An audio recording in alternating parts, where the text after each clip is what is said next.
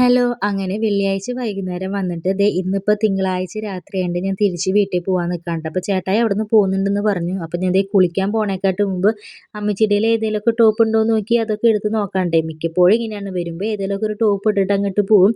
അപ്പൊ അമ്മച്ചി പറഞ്ഞു അത് ഞാൻ ഇടണതാടി, ഇത് ഇട്ടോളാൻ പറഞ്ഞിട്ട് ഈ ടോപ്പ് എടുത്ത് തന്നിട്ട് എന്നിട്ട് പിള്ളേരെ വേഗം കൈയോട് കുളിപ്പിച്ചും അവരെയും വീട്ടിലുള്ള ഡ്രസ്സ് തന്നെയാണ് ഇടിച്ചു കൊടുത്തു. അപ്പൊ ചെന്നിട്ട് പിന്നെ കിടന്ന് ഉറങ്ങല് വേണ്ടു.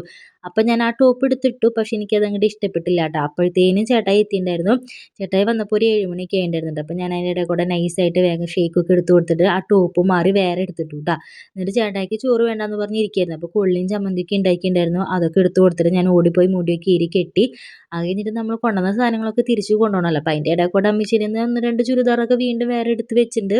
അതൊക്കെ വേഗം ബാഗിലാക്കി. പിന്നെ എന്താണെന്നറിയില്ല, ഇപ്പോഴും ഇത്ര നാളായിട്ടും വീട്ടിലേക്ക് പോവാന്ന് പറയുമ്പോൾ വീട്ടിൽ വന്നിട്ട് തിരിച്ച് പോകുമ്പോൾ ഭയങ്കര വിഷമാട്ടോ. അത് ഇതുവരെ മാറിയിട്ടില്ല. പിന്നെ നമുക്ക് തിരിച്ചു പോകാണ്ടിരിക്കാനും പറ്റില്ലല്ലോ. പിള്ളേർക്ക് വേഗം ചോറൊക്കെ കൊടുത്തു. പിന്നെ അമ്മച്ചി ചോറുണ്ണാണ്ട് വിട്ടില്ല കേട്ടോ. ഇനി അവിടെ ചെല്ലുമ്പോൾ കുറച്ച് കഴിയുമ്പോൾ വിശക്കും. പിന്നെ അവിടെ ഞാനൊന്നും വെച്ചിട്ടില്ലല്ലോ, ഞാനും പോയിട്ടുണ്ടായിരുന്നില്ലല്ലോ. അപ്പോൾ പിന്നെ കൈയോടെ ചോറൊക്കെ ഉണ്ട്.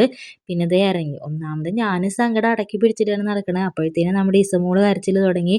പാപ്പിക്കുട്ടനാണെങ്കിൽ വണ്ടി സ്റ്റാർട്ട് ചെയ്തപ്പോഴത്തേനും അപ്പാപ്പാന്നും പറഞ്ഞ് കരച്ചിലായി. അങ്ങനെ മൊത്തത്തിൽ കൂട്ടക്കരച്ചിലായിട്ട് എങ്ങനെയൊക്കെ രണ്ടിനെ ആശ്വസിപ്പിച്ച് പിന്നെ വരാട്ടാന്നൊക്കെ പറഞ്ഞ് വീട്ടിലെത്തിയിട്ടാ. എത്തിയ വശം ഞാൻ ചെടികളൊക്കെ നോക്കിയപ്പോൾ ഇത്തിരി വാടി നിൽക്കണമായിരുന്നു. വേഗം ചെടിക്ക് വെള്ളമൊക്കെ ഒഴിച്ച് സെറ്റാക്കി.